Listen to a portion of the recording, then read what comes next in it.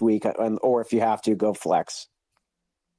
So appreciate all of you guys joining us at But Fumble Sports on TikTok, Instagram, and YouTube. Make sure you're following us. Make sure you're checking out all of our content. We put out waiver wire watch content, start, flex, and sit, player prop bets, game picks, rants, everything the NFL fan needs to be successful throughout the week and to get a lot of entertainment while hopefully cashing some tickets and beating their friends and coworkers in fantasy leagues. The next game we're going to go into is the 12-1 Philadelphia Eagles against the 3-10 Chicago Bears. This game is on Fox. Where I see it, the Eagles are a 9-point favorite, and the over-under is set at 49 points. Some gambling trends before we break this game down. The Eagles are 5-0 against the spread in their last 5 meetings against the Bears. The Bears are 1-3-1 against the spread in their last 5 home games.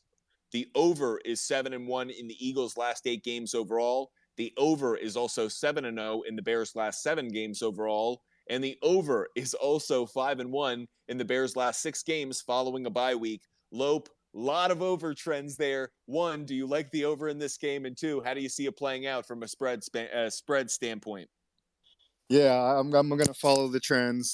Definitely go with the over. The Bears' defense is depleted at this point of the year, and the Eagles' offense is something to be rolling with. It's looking like one of the best offenses in the league, and they've been covering all these big spreads.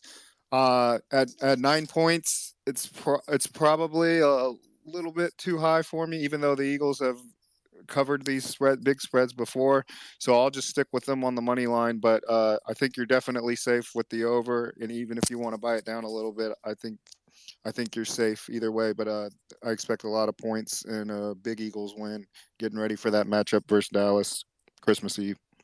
Lope, is Jalen Hurts your MVP right now? Yes, absolutely. You can't take it away from the guy. It's just funny that he went from, there was questions of should he be the starter, should the Eagles draft somebody, to after that playoff game last year, to now he looks like he's changed life for Philadelphia. They believe in winning. They believe in him, and he can do it in different ways. So as good as Mahomes and Joe Burrow have been, with only one loss, I think you have to go with Jalen Hurts.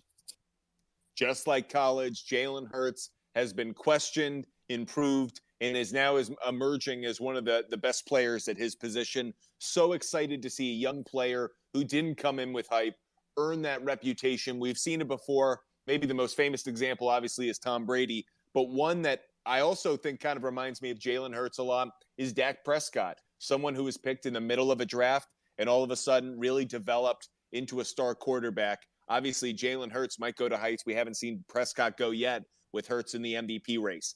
Getting back to this game between the Eagles and the Bears, I certainly like the Eagles on the money line. They have too much to play for, and no, I don't think this is a trap game for them, in part because I think going on the road will actually help them a little bit, because I think they'll treat it like a business trip as opposed to being a little bit too complacent at home. With that said, I feel good about their running game going up against the Bears. I think Miles Sanders could have a big day, but we'll get to Dennis's DFS picks in just a second.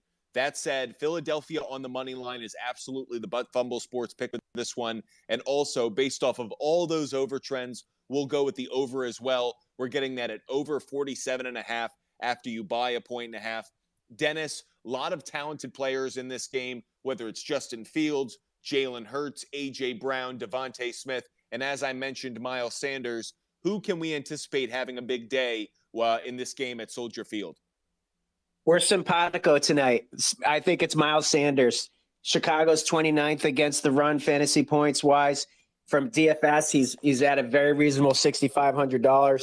He's averaging 16 points, fantasy points a game. I like him, and I even like Gainwell. If the Eagles do get out to a lead and we see Sanders get rested, I think we could see some sneaky garbage time points coming from him. He's available at a very cheap $4,600, and against this 29th ranked defense, I like both of those running backs.